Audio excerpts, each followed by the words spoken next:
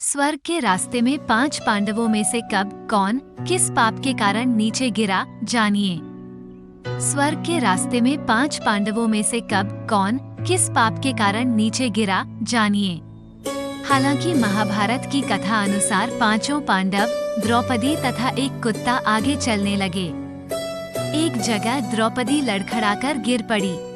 द्रौपदी को गिरा देख भीम ने युधिष्ठिर से पूछा कि द्रौपदी ने कभी कोई पाप नहीं किया, तो फिर क्या कारण है कि वह नीचे गिर पड़ी?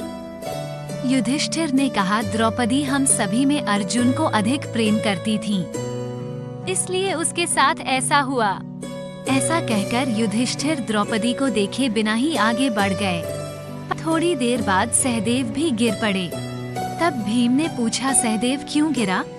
युधिष्ठिर ने कहा, सहदेव किसी को अपने जैसा विद्वान नहीं समझता था, इसी दोष के कारण गिरना पड़ा। कुछ देर बाद नकुल भी गिर पड़े। भीम के पूछने पर युधिष्ठिर ने बताया कि नकुल को अपने रूप पर बहुत अभिमान था, इसलिए आज इसकी यह गति हुई है। थोड़ी देर बाद अर्जुन भी गिर पड़े। युधिष्ठिर ने भीम से कहा, अर्जुन को अपने पराक्रम पर अभिमान था। अर्जुन ने कहा था कि मैं एक ही दिन में शत्रुओं का नाश कर दूंगा, लेकिन ऐसा कर नहीं पाए। अपने अभिमान के कारण ही अर्जुन की आज ये हालत हुई है। ऐसा कहकर युधिष्ठिर आगे बढ़ गए। थोड़ी आगे चलने पर भीम भी गिर गए। तब भीम ने गिरते वक्त युधिष्ठिर से इसका कारण पूछा तो उन्होंने बताया कि तुम खाते बहुत थे और अपने बल का झूठा प्रदर्शन करते थे, इसलिए तुम्हें आज भूमि पर गिरना पड़ा।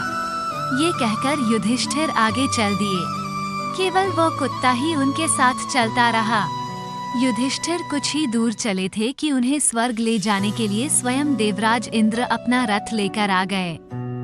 तब युधिष्ठिर ने इंद्र से कहा, मेरे भाई और द्रौपदी मार्ग में ही गिर पड़े हैं, वे भी हमारे साथ चलें, ऐसी व्यवस्था कीजिए। तब इंद्र ने कहा कि वे सभी शरीर त्याग कर पहले ही स्वर्ग पहुंच चुके हैं, लेकिन आप सशरीर स्वर्ग में जाएंगे। इंद्र की बात सुनकर युधिष्ठिर ने कहा कि यह कुत्ता भी मेरे साथ जाएगा, लेकिन इंद्र ने ऐसा करने से मना कर दिया। काफी देर समझाने पर भी जब युधिष्ठिर बिना कुत्ते के स्वर्ग जाने के लिए नहीं माने, तो कुत्ते के रूप में यमराज अपने वास्तविक रूप में प्रकट हो गए। युधिष्ठिर को अपने धर्म में स्थित देखकर यमराज खुश हुए। इसके बाद इंद्र और युधिष्ठिर रथ में बैठाकर स्वर्ग की ओर निकल पड़े।